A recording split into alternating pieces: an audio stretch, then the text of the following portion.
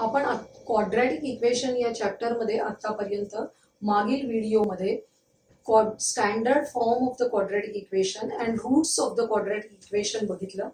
त्या पुढचा पार्ट आपल्याला बघायचं आहे की how to find the roots of the quadratic equation. हे रूट्स फाइंड आउट करण्यासाठी वेगवेगळ्या मेथड्स आहेत. त्यातली पहिली आणि सर्वात महत्वाची बेसिक मेथड आता आपण शिकतोय, फॅक्टरायझेशन मेथड. लक्षात घ्या, जेव्हा जेव्हा वर्ड प्रॉब्लेम्स असतील किंवा इतर काही टाईपचे प्रॉब्लेम्स असतील ज्याच्यामध्ये तुम्हाला क्वाड्रॅटिक इक्वेशन सोडवण्याची वेळ येईल आणि मेथड तुम्हाला अशी स्पेसिफिक सांगितलेली नसेल, तेव्हा तुम्हाला नेहमी फॅक्टरायझेशन मेथड वापरायची आहे. त्यामुळे फॅक्टरायझेशन मेथड ही सर्वात महत्वाची मेथड आहे, हे लक्षात घ्या. आपल्याला दिलेलं क्वाड्रॅटिक इक्वेशन आहे ते फॅक्टरायझेशन मेथडसाठी स्टँडर्ड फॉर्म मध्ये कन्वर्ट करून घ्यायचं. बघा, इथे पहिल्या एक्झाम्पल मध्ये काय दिलेलं आहे, 5m² is equal to 22m plus 15. आपल्याला स्टँडर्ड फॉर्म मध्ये कन्वर्ट करायचंय, म्हणजे प्लस 22 इकडे अपोजिट साइडला घेऊन या, -22 प्लस 15 अपोजिट साइडला आले -15 इक्वल टू 0. आपलं पहिली पायरी कंप्लीट झाली, आपण स्टँडर्ड फॉर्म मध्ये आणलं. आता स्टँडर्ड फॉर्म मध्ये आणल्यानंतर फॅक्टरायझेशन मेथड मध्ये काय करायचंय बघा, आपल्याला ही जी मिडल टर्म आहे, काय बघा मिडल टर्म -22m, या मिडल टर्मला स्प्लिट करायचंय दोन पार्ट्स मध्ये. ते करण्यासाठी काय करायचंय, खूप महत्वाचं आहे हे. हा जो m² आहे त्याचा कोइफिशियंट किती आहे बघा, m² चा कोइफिशियंट आहे 5. इथे थर्ड टर्म आहे ती कॉन्स्टंट नंबरची आहे, ती किती आहे बघायची आहे, -15. हे दोन्ही लिहून घेऊया आपण. 5 मल्टिप्लाइड बाय -15.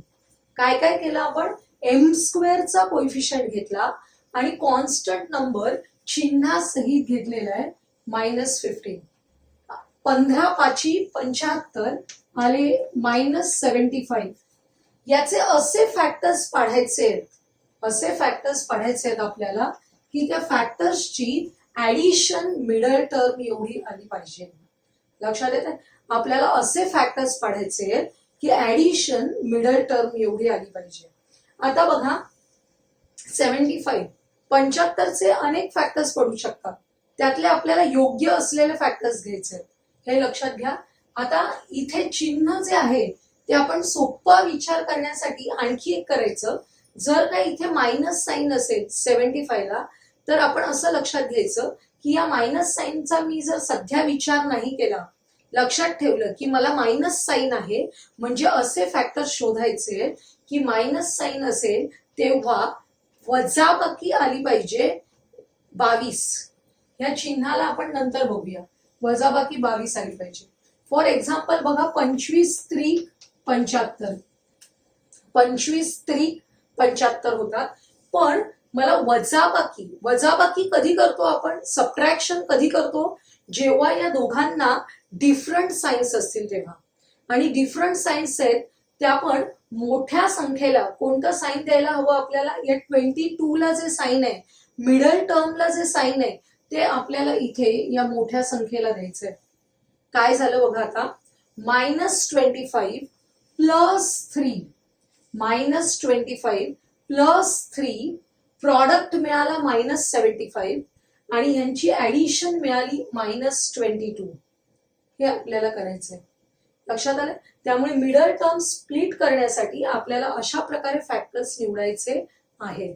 आता आपण इथे स्प्लिट केली, -25m दिसतात तुम्हाला, -25m प्लस 3m लिहून घेतले. असे स्प्लिट केलेले आपण लिहून घेतल्यानंतर आपल्याकडे टोटल टर्म्स किती झाल्या बघा, 4. 1 2 3 4. त्याचे 2 गट करायचे. पहिल्या 2 टर्म्स आहेत त्यांचा एक गट आणि या दुसऱ्या टर्म्सचा एक गट. आणि या प्रत्येक टर्म मधून गटातून एक कॉमन फॅक्टर काढायचं. बघा, या गटातून मॅक्झिमम कॉमन फॅक्टर काय काढू शकतो हा विचार करायचा. नेहमी कॉमन फॅक्टर हा जास्तीत जास्त मोठ्यात मोठा काढायचा आपल्याला, जास्तीत जास्त मोठा काढता येईल इतका. 5m² - 25m 5 आणि 25 मधून आपण मॅक्झिमम काय कॉमन काढू शकतो? 5. आणि m² आणि m मधून m, म्हणजे आपण कॉमन फॅक्टर काढला 5m. मग काय शिल्लक राहिले इथे? m, हे मायनस साइन, आणि 5 5 25, म्हणजे इथे 5 राहिले. हा m आपण ऑलरेडी कॉमन काढलेला आहे, त्यामुळे ब्रॅकेटमध्ये मिळाले m-5. इथे हे जे थर्ड टर्मचं साइन आहे ते जसंच्या तसं खाली उतरवून घ्यायचं. आणि आता आपल्याला 3m-15 मध्ये काय कॉमन काढता येईल बघा. 3m-15 मधून आपल्याला 3 कॉमन काढता येईल. 3 कॉमन काढल्यावर ब्रॅकेटमध्ये राहिले m मायनस 3 5 15, त्यामुळे ब्रॅकेटमध्ये किती राहिलेले आहे? 5. आपलं गणित बरोबर आहे कधी समजायचं? आपले फॅक्टर्स बरोबर आहेत हे कसं समजेल आपल्याला? हा जो ब्रॅकेट आहे, हा ब्रॅकेट आणि हा ब्रॅकेट सारखाच असला पाहिजे. जर आपले हे ब्रॅकेट सारखेच आले तर आपलं गणित बरोबर आहे तिथपर्यंत. बघा, आणि हा जो सारखा असलेला ब्रॅकेट आहे तो आपण एकदाच लिहून घ्यायचा, आणि उरलेल्या 2 टर्म्स आपल्याला दुसऱ्या ब्रॅकेटमध्ये लिहायच्या. कोणत्या टर्म्स राहिल्या होत्या? 5m+3, तो नवीन ब्रॅकेट तयार झाला. म्हणजे आपण हे जे दिलेलं स्टँडर्ड फॉर्म मधलं क्वाड्रॅटिक इक्वेशन आहे त्याचे हे 2 फॅक्टर्स पाडले. फॅक्टर्स कशाला म्हणतात? बघा, एखादी संख्या घेतली आहे तुम्ही, की आपण घेतली आहे 33, या 33 चे फॅक्टर्स पाडा सांगितलं. फॅक्टर्स म्हणजे अशा 2 संख्या की ज्यांचा प्रॉडक्ट किती आहे? 33. आपण काय सांगतो लगेच? 11×3=33. तसेच आपण या क्वाड्रॅटिक इक्वेशनचे हे 2 काय पडलेले आहेत? फॅक्टर्स पडलेले आहेत. आणि हे जे फॅक्टर्स आहेत ते फॅक्टर्स इक्वल टू 0 आहेत. काय झालं बघा, m-5 equal to 0, 5m+3 equal to 0. असं का? कारण जर 2 ब्रॅकेट्सचा मल्टिप्लिकेशन 0 असेल, 0 मल्टिप्लिकेशन कधी येईल?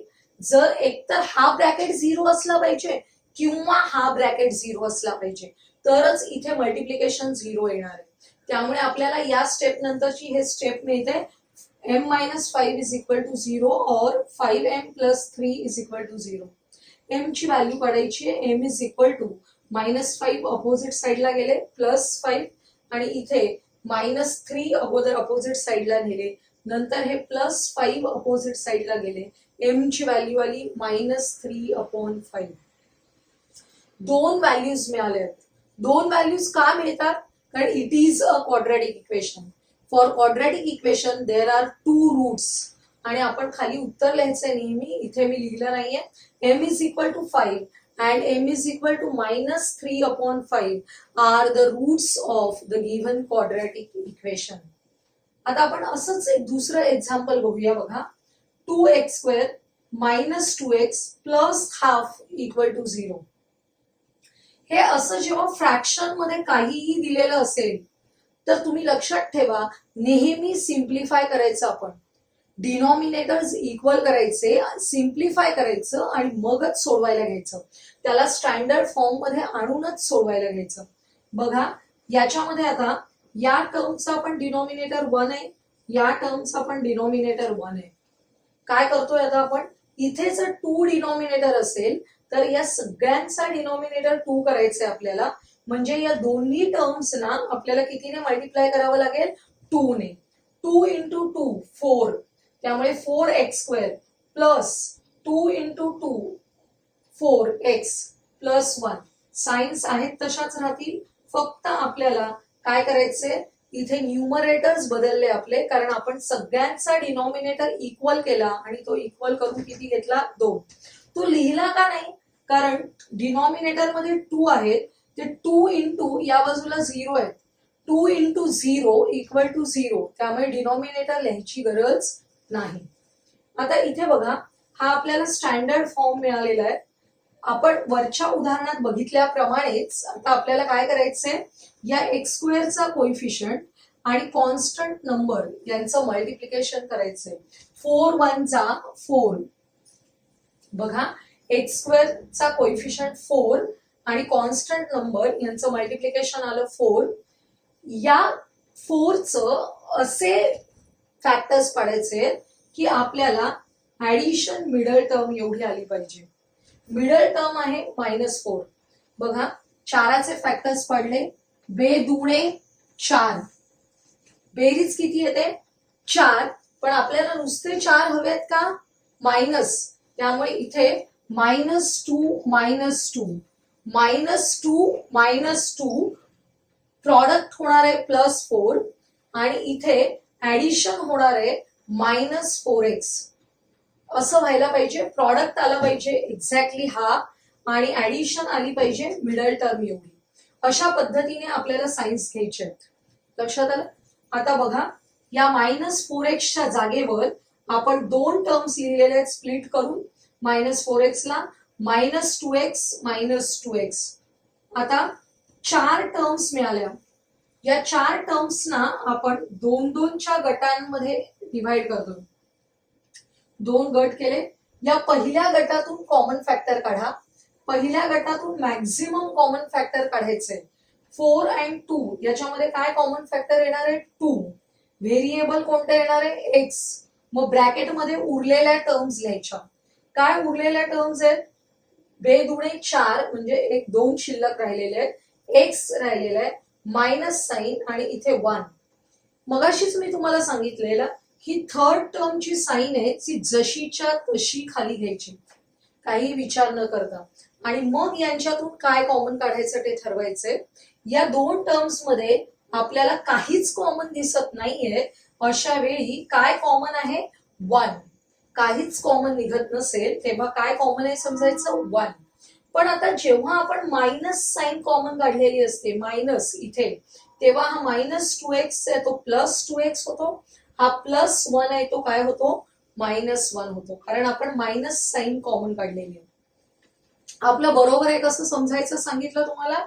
हा जो पहिला ब्रॅकेट आहे एक्झॅक्टली तसाच हा ब्रॅकेट आला तर आपलं फॅक्टरायझेशन बरोबर आहे आतापर्यंतच. बघा हा जो सारखाच आलेला ब्रॅकेट आहे तो आपण एकदाच लिहिला आणि उरलेल्या ज्या टर्म्स आहेत त्या दुसऱ्या ब्रॅकेटमध्ये लिहिल्या 2x - 1. आणि या 2 ब्रॅकेट्सचं मल्टिप्लिकेशन 0 आहे. याचाच अर्थ या दोघांपैकी कोणता तरी एक ब्रॅकेट 0 असला पाहिजे. म्हणून आपण 2x - 1 इज इक्वल टू 0 और 2x - 1 इज इक्वल टू 0. इथे दोन्ही सारख्याच व्हॅल्यूज येत आहेत. -1 अपोजिट साइडला गेले 1, त्यामुळे x ची value x is equal to half, इथे पण हाफच आलेली आहे. म्हणजे या क्वाड्रॅटिक इक्वेशन मध्ये काय झाले, roots of this quadratic equation are identical, equal roots. लक्षात येते. इथे बघा दोन्ही रूट्स वेगवेगळे होते, अनइक्वल रूट्स आहेत हे, अनइक्वल बट रियल. याच्यामध्ये काय झाले, these two are real and equal roots. असे रियल अँड इक्वल रूट्स आपल्याला कधी मिळतात, जेव्हा हे जे एक्सप्रेशन आहे क्वाड्रॅटिक इक्वेशन आहे ते परफेक्ट स्क्वेअर असतं, तेव्हा आपल्याला कसे रूट्स मिळतात, रियल अँड इक्वल रूट्स मिळतात. हे तुमच्या लक्षात येईल जसे तुम्ही जास्त एक्झाम्पल सोडवाल तुम्हाला हे लक्षात येणार आहे. आपण फॅक्टरायझेशन मेथडची 2 सोपी उदाहरणं बघितली. आता त्यातलंच थोडंसं काठिण्य पातळी जास्त असलेलं उदाहरण आपण बघतोय. अशी उदाहरणं जास्त करून ऍक्टिव्हिटी कंप्लीट करायला येतात, पण आता मी तुम्हाला पूर्ण सोडवून दाखवते म्हणजे तुम्हाला सगळ्या त्यातल्या स्टेप्स लक्षात येतील.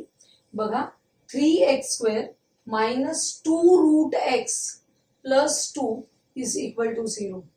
हा जो नंबर आहे हा नंबर आहे. या नंबरमुळे आपल्याला थोडासा विचार करावा लागणार आहे. याच्यामध्ये पद्धत तीच आहे, बेसिक बदलत नाही आपलं. आपण मगाशी पण काय करत होतो, आपल्याला जेव्हा या स्टँडर्ड फॉर्म मधल्या क्वाड्रॅटिक इक्वेशनचे फॅक्टर्स काढायचे असतात तेव्हा x² चा कोइफिशियंट आणि कॉन्स्टंट नंबर यांचं मल्टिप्लिकेशन करायचंय. बघा 3 × 2 6 आणि 6 चे असे फॅक्टर्स काढायचे की ऍडिशन मिडल टर्म एवढी आली पाहिजे. आता 6 लिहून घेतलंय मी. 6 चे वेगवेगळे फॅक्टर पडतात, 2 3 जा 6, 6 1 जा 6, बरोबर. पण इथे आपल्याला या गणितामध्ये त्या फॅक्टर्सचा उपयोग होत नाहीये. मग 6 चा अजून एक फॅक्टर आहे √6 × √6. मल्टिप्लिकेशन किती येतं 6, बरोबर. आणि इथे आपल्याला -2√6 हवे, म्हणून आपण या दोन्ही टर्म्सना मायनस मायनस साइन दिली.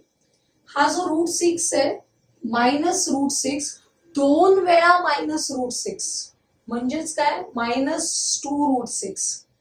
म्हणजे याचे फॅक्टर्स याला स्प्लिट करण्यासाठी आपल्याला कसे फॅक्टर्स घ्यावे लागणार आहेत -√6 -√6. त्यांचा प्रॉडक्ट येईल 6 आणि ऍडिशन येईल -2√6. लक्षात आले.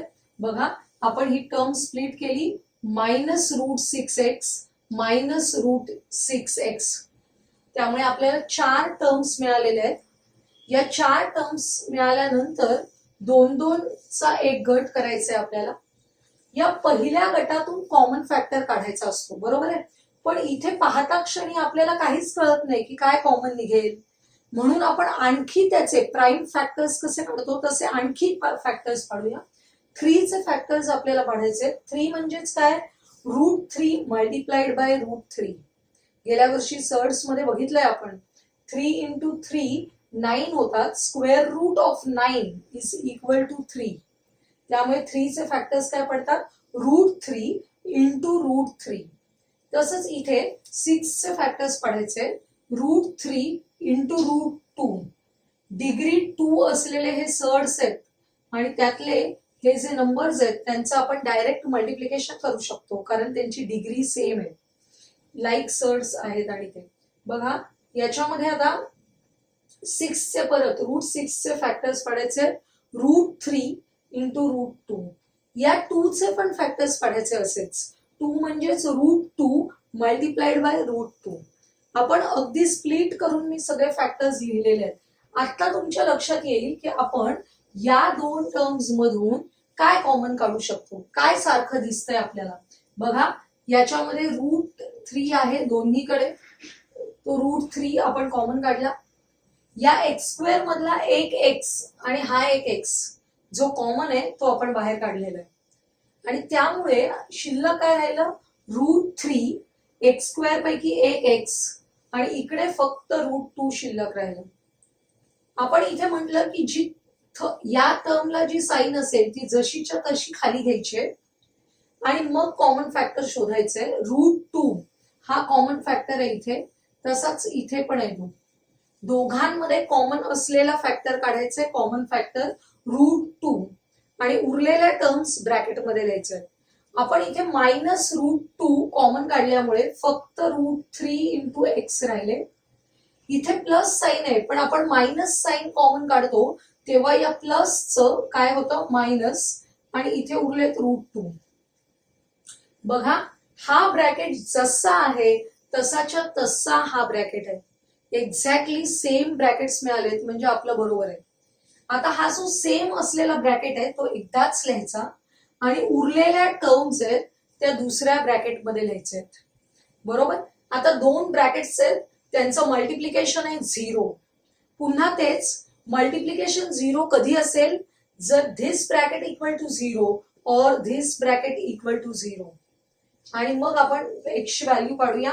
√3x -√2 इक्वल टू 0 म्हणजेच -√2 अपोजिट साइडला गेले प्लस √2 होतील. x ची value x is equal to √2 हे डिनॉमिनेटर मध्ये येतील √2/√3. सेम कॅल्क्युलेशन आपलं इथे होणार आहे. Both the roots are equal roots आहेत पण हे रूट्स रिअल आहेत का बघा नाही आहेत. इक्वल आणि रिअल आहेत रिअल रूट्स आहेत फक्त रॅशनल नाही आहेत. कसे रूट्स आहेत हे इरॅशनल रूट्स आहेत. मगाच्या गणितामध्ये आपण रॅशनल रूट्स बघितले. आता जे रूट्स मिळालेत आपल्याला ते इरॅशनल रूट्स आहेत आणि आपल्याला इक्वल आणि इरॅशनल असे रूट्स मिळालेले आहेत. √2/3 and √2/3 are the roots of the quadratic equation. आपण 3 वेगवेगळ्या प्रकारची एक्झाम्पल्स बघितलेली आहेत. अशी भरपूर आपल्याला प्रॅक्टिससाठी पुस्तकामध्ये एक्झाम्पल्स आहेत. गणितामध्ये हे खूप महत्वाचं आहे की 2च गणितं केली आणि संपलं असं होणार नाही. तुम्हाला जेवढी जास्तीत जास्त प्रॅक्टिस करता येईल प्रत्येक टाईपच्या उदाहरणाची तेवढी तुम्ही करायची आहे. उत्तर चेक करायची आहेत, म्हणजे तुम्हाला स्वतःलाच कॉन्फिडन्स वाढेल की हा हे मलाही येऊ शकतं. कधी कधी काय होतं, शिक्षकांनी शिकवलेलं आपल्याला समजतं, पण आपण प्रत्यक्ष करायला जातो तेव्हा आपण कुठेतरी अडतो.